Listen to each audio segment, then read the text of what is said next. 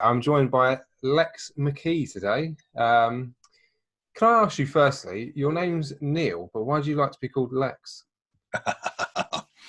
My dear mother, God rest her soul, passed away last year.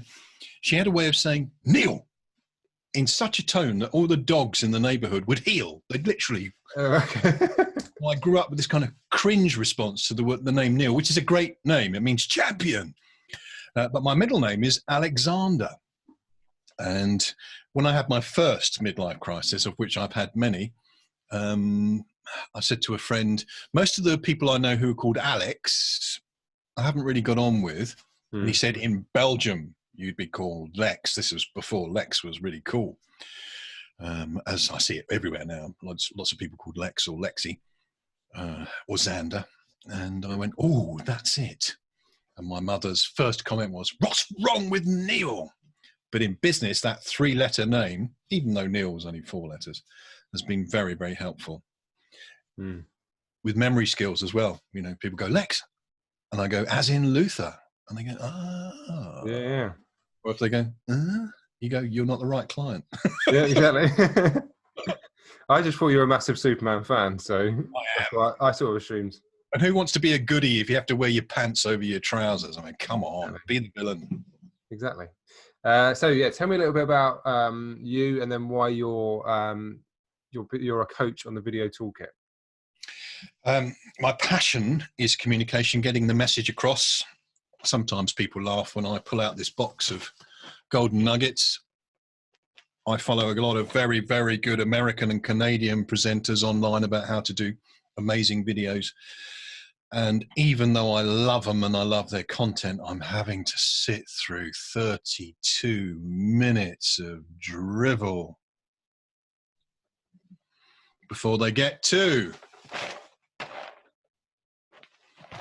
Therefore, my passion, which is accelerated learning, is to get to the point in an accelerated way so that people get useful stuff really, really quickly and go, thank you, Mark. Thank you, Lex. Thank you, everybody on that Video Toolkit team, because you got to the point.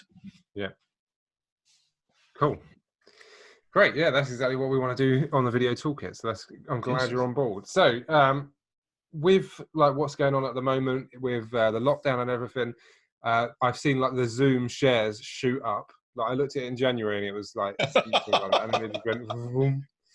So Zoom is like a vital part of how businesses are communicating like over the next few weeks and probably beyond that, because they'll realize if this kind of thing happens again, we're going to need to sort of fall back on this. So this is turning into like the best way to communicate. So what kind of tips can you give people in terms of Zoom? So yeah, what kind of things should we discuss? Thanks, Mark. Number one, we've deliberately set up my end of the studio today to express how you should not do it. Now, Mark's got very, very good lighting from one side. I also have lighting coming in from the garden, but I'm probably facing the opposite direction. So this is north facing, you may be south facing. Yeah. It's very good light there. So you've got this split look here, an unattractive background.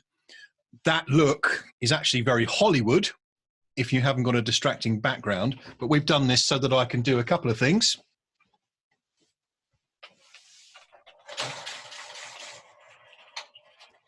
Ta-da! Reveal, isn't it? Yeah. And we're not going to have that filling the screen so that you can see the gap.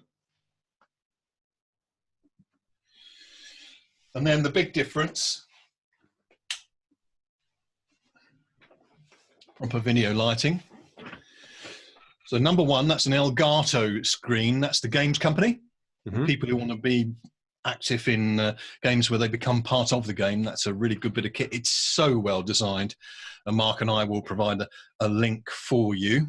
I'm going to leave it so it's not completely blocking my screen so you can see before and after. Yeah.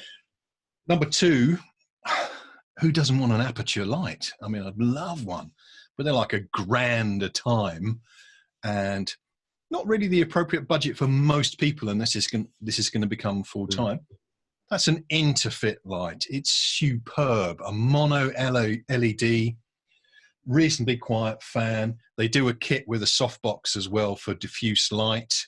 I love it. and I love the company. They've been such a joy to deal with over the years. So that's Interfit. We'll give you a link to that as well. Now, for everybody in Zoom, with or without a green screen, if you look down to the bottom left-hand corner, you'll have stop video and an up arrow. As you go on the up arrow, it says choose virtual background. What I'm going to do now is pretend I haven't got a green screen. That's pretty good, isn't it? That's pretty good. Like even with the what you do is you get a bit of ghosting. Yeah. If you haven't got a green screen. Now I'm going to go back and do, yes. So like with me, you got like the light and you can see my curtains are still there. Oh, that's a really weird thing. I'm liking that. Are you an alien? It's quite sharp. Yeah, but on yours, it's like you're cut out quite well. But I think because the light's quite bright on my face, and I don't have the green, so you can even still see my camera there. Yeah. So for me, like, yeah. And that's clicking. So you can do it. You can do it straight on the green screen as well. So that's the green screen, and it's making a very, very clear distinction there. Yeah, that's great. If you think about this in terms of LinkedIn and other social media platforms where you've got a big banner, that's subliminal advertising space. Maybe advertising space is not the phrase I want to say here. It's subliminal messaging space that you can use with integrity to reinforce your brand. One of the things I really love is the 17 sustainable goals from the United Nations. So I'll be developing a background which will have those 17 sustainability goals just there, in sight, in mind, rather than out of sight, out of mind. This thing, the screen, goes back into a holder, its own container. It's all integrated in seconds, literally. 1, 2, 3, 4, 5, 6, 7, 8. That's about 10 seconds. Yeah. And it closes up, and then I think it's just genius. No, that's great. In my video studio, back in the day when I had a recording studio and a video studio, we had a properly painted green screen wall. It was using the right chroma key colors. I never got the results I got on this. I've used cloths, I've used pop-ups. This is tight and matte, so it's very, very easy to light and get what they call a good key. Yeah, and for a free tool, that's really good. It's amazing, isn't it? Yeah. Now, the screen obviously isn't free, and I've noticed they've doubled the price recently. Okay. Very interesting. So they're a must, even though they're kind of luxuries. The absolute must is the quality of your mic. If I bring this on screen here, this is a professional radio broadcast mic. You don't have to go to those limits. I've noticed you've got a very nice microphone there. Yeah, so it's the blue Snowball Ice. Yeah. It really is important to have good quality sound. I don't necessarily need to go through my setup here because you're unlikely to need that. This is used for some other audio voiceover type stuff where I have to have mission critical sound. But why not use it for your Zoom conference calls as well? Great products by Rode. The Rode Podcaster, I think it's called. There's a USB mic that's going to give you good quality as well. Oh, you can't see it because the green screen. There you go. Oh, wow. Is that a Rode? I use it, yes, Rode. So it's called NT1A, and I use it for voiceovers. Yeah, you're going to have that nice condenser type microphone sound. So lighting's key, sound's key. Trying to have a background that amplifies your message rather than distracts. I don't know if the world behind me is distracting or amplifying, but I do have beams of light coming out of my head. So if I then added the soundtrack. Like when we spoke yesterday and you used that background, it was like, whoa, but then it didn't distract like ongoing. You're going to tune out to it very quickly, but it's going to have that kind of positive effect. Yeah, there you go. You're on the top of the world. Looking down on creation. And the only explanation I can find is the correct use of Zoom. Quite a few interesting companies. Do you know Rocket Stock? No. They're an interesting one for our viewers to have a look at. At the moment, they're doing a few free things from Shutterstock, which most people know about. So Shutterstock, in response to the crisis, are doing a free image download of a certain set of images, and you can get a Zoom background as well. This one I got from Pixabay, which is another free resource to do some excellent video things. I'll just share I my need another word for things. Things is not posh, is it? So this is what you spoke about. Yeah. So there's a free music pack, there's a free image pack, and there's a free video pack, which I would grab while you can. Music's very good. So if you just search for rocket stock, you'll go to this page because it's an ad on Google. Cool. Cool. Oh, great. Cool. So anything else on Zoom that we wanted to talk about before? Yes, please. Etiquette. Yeah. Exactly what I just what I did there is what you shouldn't do. Mm-hmm. I talked across you, and our internet link at the moment is very good. I'm not hearing you break up. I don't think you're hearing me break up. But we had a meeting today, I think, with 51 people on the call. It's so easy to talk across each other, and I apologize for talking across you there. I studied with Stephen Covey's course, The 7 Habits of Highly Effective People. And one of the things you get when you go on the program is you get a little gift of a talking stick from Aboriginal society. And the idea in Aboriginal society is that everybody in the tribe forms a circle when it comes to the talking circle. And the facilitator, they wouldn't call him a facilitator, the chief takes the stick and he gives it to someone regardless of age, status, or position in the tribe.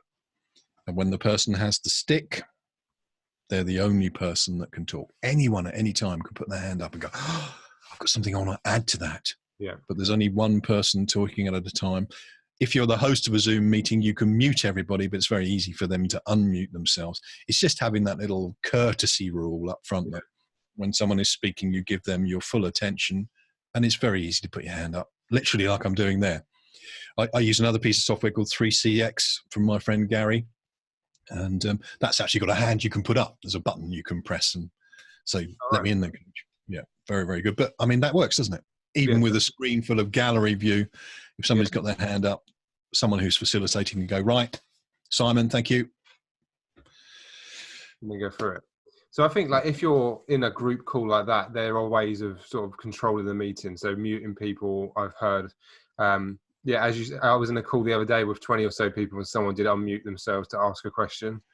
But I think like doing something like that, or like saying we'll have questions at the end, it just sort of controls the flow of the meeting rather than everyone sort of jumping in and nobody really getting their message across, on the point of the video being lost to people watching. And there is a chat column, isn't there? Yeah. So if you want to, I had a long quote today that I wouldn't have dreamed of sharing with the group out loud, but I was able to cut and paste. I think you can put files in there, I was seeing this morning as well. And I would ask you, please, if you're a host, press record.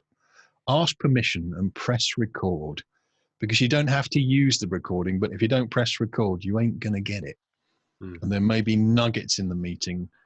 It's useful for social media. It's useful for repurposing, exactly as we're doing here. For repurposing, I've seen, like I've been editing Zoom calls as little cut down videos for people. So that's sort of become a thing in the last few weeks, is like people getting their message across from like hour-long Zoom calls. I've cut it into like some little chunks for them to share out. So that's another thing that you can do with your videos afterwards. There you go. Yeah. So if you've got a really long Zoom call, record it, and then you can get the golden nuggets out of it. Definitely. I've got a friend called Kim Searle, who is an emotional intelligence coach. She's been doing some really deep work with me. And I don't want to be paying attention to every bit in the fear that I'm going to miss something. So we record the call and I can go back and get nugget after nugget after nugget. Deeply personal stuff. This is a great time for coaches to embrace. I don't think social distancing is a very good term at all. I am more connected now than I have ever been in my life. Yes, I can't give you a hug, Mark. You probably wouldn't want a hug from me. No, we can't do a handshake. So what? I can hear you clearly. I can see you clearly. I care for you. You care for me and our content. That's social proximity. It's not social distancing. But for coaches and mentors and managers and leaders, imagine the team leader's impact on their team if they've been furloughed. To be able to go, let's still have a meeting. We're not going to do any work, but I'm going to check in and make sure you're okay, because it's humans first. Yeah, I think that's really important over the next, it's been important over the last week or so. It's just like making sure everyone's all right. I've emailed people, I've spoken to people, like not for business. I've known them through the business, but it's just like making sure they're okay. And yeah, because a lot's changed over the last week or so. So yeah, scary times. Yeah, and it's a real threat. Mm. It's easy to have the bravado and go, well, this won't affect me. It's killing people. Mm. End of story. This is a killer. We need to be sensible. But it's also killing people who need that emotional connection. So let's do what we can within our circle of control, which is I can reach out to you. I will never forget our first contact. It wasn't above and beyond what was expected. You just used the technology that was possible. And if you don't know our story, Mark and I, Mark was the only person, not the only person, the first person to use the LinkedIn app to send a video to say, thanks for connecting, made it really personal. It was awesome. Yeah, and that's kind of how we communicate now as well. Like you sent me one yesterday. Like I messaged you, and then you just sent me a video back. So I was actually really excited to do that because I knew you'd appreciate it. And here we are. Why would you and I text backwards and forwards when there is a time to do the video? I haven't found a way to do it on the desktop. So no, I'm stuck on the desktop, so I couldn't. I replied via text yesterday. But on the phone, it's hello, Mark. How you doing? Yeah. As I was having my daily exercise. Cool. All right. Thank you for coming on to the this video. We'll speak again soon. Before we go. Yeah. Before we go, anything else you want to say? We're up to something, aren't we? Yes. What are we up to? So the video toolkit, we are relaunching, or we're launching on the 4th of May, May the 4th. May the 4th be with you. And you can find out more when we pre-launch on the 14th of April. So keep an eye out for that. There's a Facebook group, so head over to facebook.com/groups/video toolkit. Join the group, find out what it's about, learn about creating videos yourself from home over the next few weeks, over the next few months. And we've got a really good course coming from a bunch of really expert video coaches, which is coming out on May the 4th. And we're putting it together right now. Last bonus. Did you ever see Signs? The film? Yeah, Mel Gibson and yeah. And the guy had the tin foil on his head to keep away from the conspiracy type stuff and aliens. Yeah. That's not tin foil. But if you have got light problems at home, you can use reflected light. Last thing we want probably is reflection off my head. There you go. Photographers have been doing it for years to give a bit of uplift. Mark's obviously looking for his reflector now as well. So I've got a powered light source to my left, to your right on the screen there, and then using a reflector. This one's from Manfrotto. You can set it up the way you want. It's somewhere in this room. I can't find it.